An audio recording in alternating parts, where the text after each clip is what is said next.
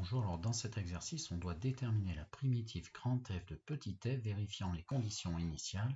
Grand F du nombre x0 qui vous sera donné doit donner le nombre y0 qui vous est fourni également. Alors, petit a, la fonction petit f est définie par f de x égale x plus 1 puissance 5. On va, comme toutes les questions que l'on va traiter, on va chercher la primitive générale de cette quantité, d'accord, de chaque fonction dans chacune des questions, et ensuite on cherchera la valeur de la constante qui va permettre de dire que l'image de x0 par grand F, la primitive que vous aurez trouvée en général, donne le y0.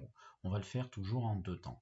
Alors, la première chose à faire lorsque vous avez une primitive à trouver, voyez, quand vous voyez une quantité puissance 5, réflexe, cette quantité c'est un u. Vous posez ça, c'est votre expression de u de x puissance 5. Et réflexe, quand vous posez un u puissance 5, n'oubliez pas, dans toutes vos formules de dérivées de fonctions composées, il vous faut un multiplicateur u'. Donc c'est la première chose à faire. Donc nous, si on pose x plus 1 égale u, d'accord, u de x égale x plus 1, eh bien la dérivée c'est quoi de x plus 1? C'est 1. La dérivée de x, et la dérivée de 1 c'est 0, donc la dérivée de cette expression posée u' sera égale à 1, et il nous le faut en multiplicateur. Et ça tombe bien parce que n'importe quelle quantité est égale à une fois elle-même. Et donc c'est ce que je vous affiche, mais c'est un réflexe à avoir, d'accord, absolument avoir ce fois u', que je vous ai marqué ici en vert. Et donc, comme je te le marque ici, tu dois absolument faire apparaître ton u' pour avoir une éventuelle dérivée à reconnaître. Attention, hein, là on va faire des exemples classiques. Il faut absolument qu'on ait ce fois u', ça peut être plus délicat. Et donc, si tu as ça, eh bien on l'écrit ensemble. Du coup, ton u' c'est 1, d'accord, comme je te l'ai écrit en dessous. Et du coup, eh tu as bien fait apparaître ici, moi je te le mets en rouge, hein, tu n'es pas obligé toi de le mettre en rouge. Tu as une quantité, en fait la fonction f est u' fois u à la puissance 5. Et du coup, maintenant, c'est à toi de te poser comme question, qu'est-ce qu'il faut dériver pour obtenir cela? Alors, à toi de connaître aussi tes primitives classiques, hein. Je vais t'afficher un petit tableau de rappel, mais quand tu as une quantité puissance n, ici n égale 5, eh bien une primitive, c'est cette quantité puissance n plus 1 divisé par n plus 1. D'accord? Donc c'est ce que je t'affiche à travers le tableau, et donc la déduction est immédiate. Moi je dirais, tu vois, comme à mes élèves, c'est celle qu'il faut que tu maîtrises. D'accord? X puissance n a pour primitive x puissance n plus 1 sur n plus 1, parce qu'effectivement, quand on dérive ce n plus 1, ici il passe multiplicateur, il se simplifie ici, et il reste x puissance n. Analogie est donc fonction composée.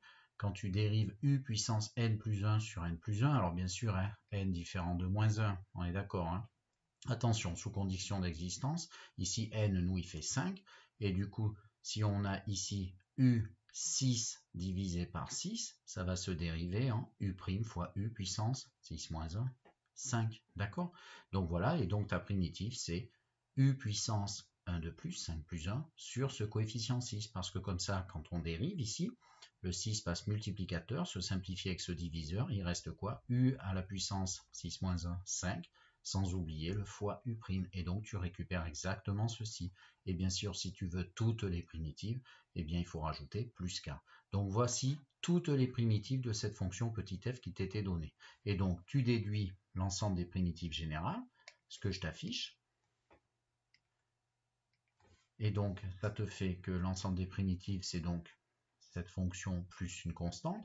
Et donc on va trouver celle qui fait que notre image de 0 donne 0. Je te rappelle que grand F, regarde bien mon laser, grand F de ce nombre, donc grand F de 0 doit donner 0. Et en fait, celle qui correspond, il va falloir qu'on trouve la constante, c'est tout. Tu n'as qu'une constante à trouver. Du coup, ça va toujours être pareil, tu vas résoudre une petite équation. Tu veux que grand F...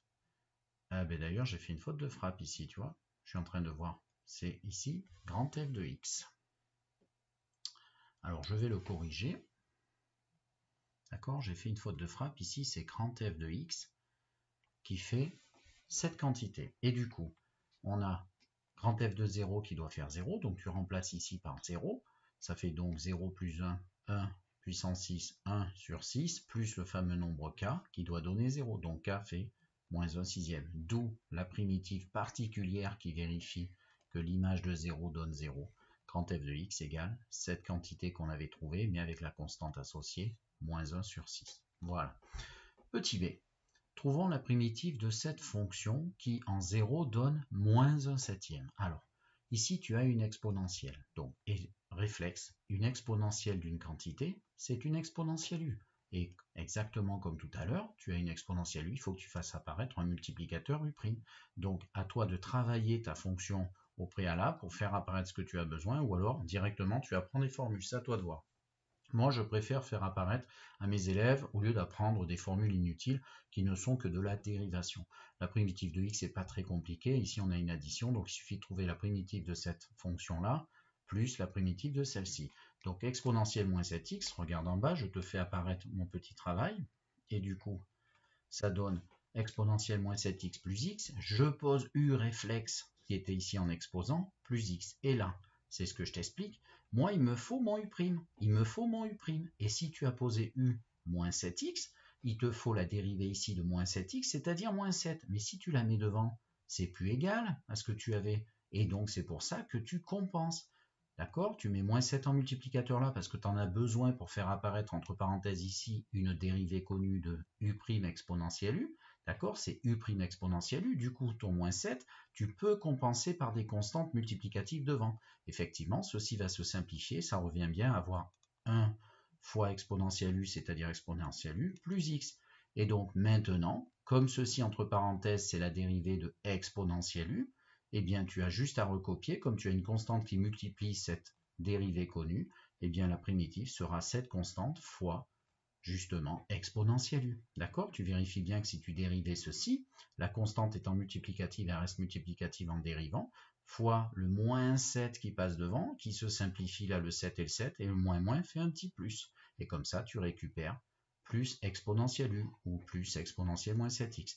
La primitive de x, c'est exactement comme ici, regarde le rappel précédent, x a pour primitive x puissance 1 de plus, donc x puissance 2 sur 2.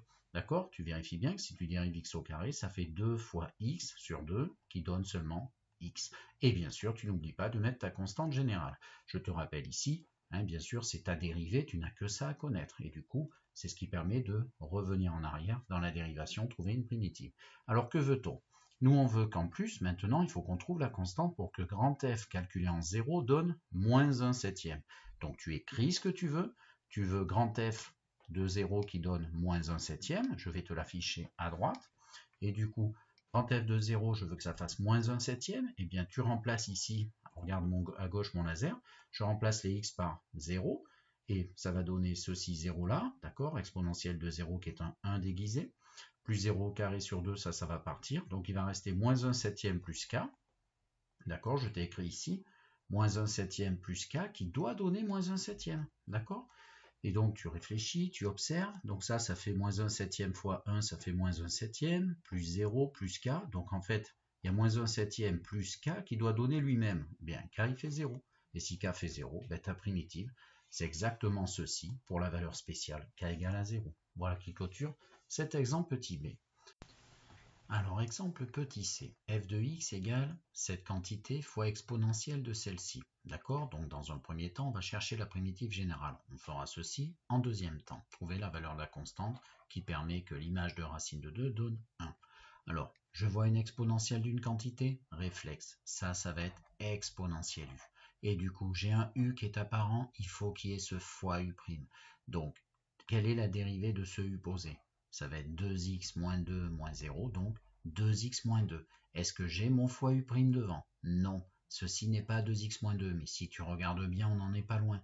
2x moins 2, c'est le double de ceci. Et donc, il va falloir qu'on transforme un petit peu cette fonction f pour faire apparaître ici ce que l'on veut. On veut 2x moins 2, mais attention, il faut maintenir l'égalité pour avoir effectivement ce qu'on nous donne, c'est-à-dire x moins 1.